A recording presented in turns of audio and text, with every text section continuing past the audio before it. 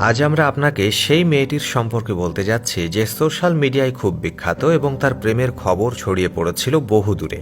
Social মিডিয়ায় প্রভাবশালী এই মেয়েটি দেখুন কি আশ্চর্যজনকভাবে নাচছেন এবং অসাধারণ অভিনয় করছেন। তার কিউটনেস এবং হাসি দেখে সবাই তার ভক্ত হয়ে যায়।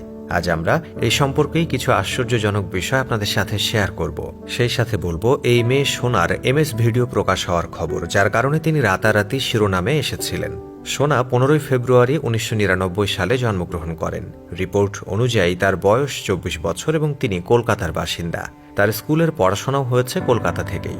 স্কুলের পড়া শেষ করে সোনা আরও পড়াশোনার জন্য কলকাতার একটি বিশ্ববিদ্যালয়ে ভর্তি হন এবং স্নাতক করেন।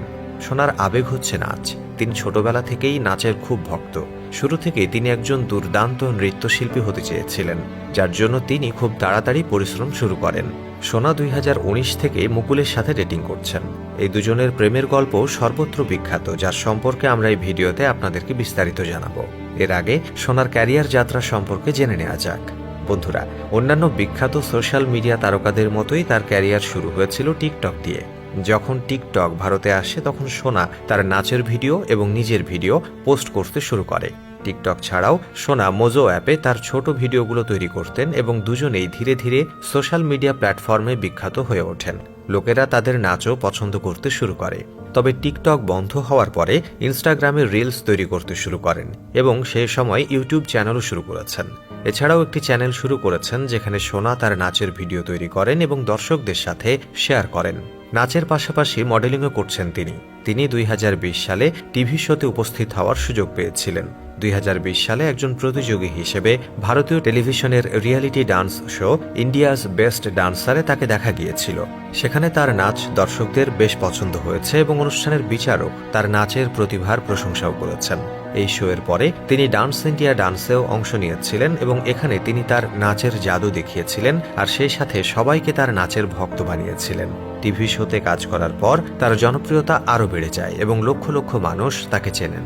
সোশ্যাল মিডিয়া এবং বন্ধুদের উপর তার ফ্যান ফলোয়িং দ্রুত বাড়তে শুরু করে। এদিকে তিনি মিউজিক ভিডিওর অফারও পেতে শুরু করেন।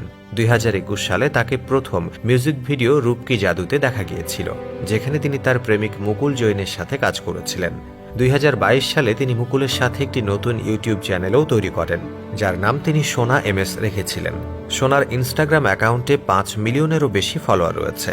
বন্ধুরা, আসুন এবারে তার ব্যক্তিগত জীবন সম্পর্কে একটু জেনে নেওয়া যাক আর জানাবো তার সুন্দর প্রেমের গল্প। সোনা এবং তার প্রেমিক মুকুলের প্রেমের গল্প সোশ্যাল মিডিয়ায় বেশ বিখ্যাত। বর্তমানে এই দুজনের জুটি বেশ জনপ্রিয়।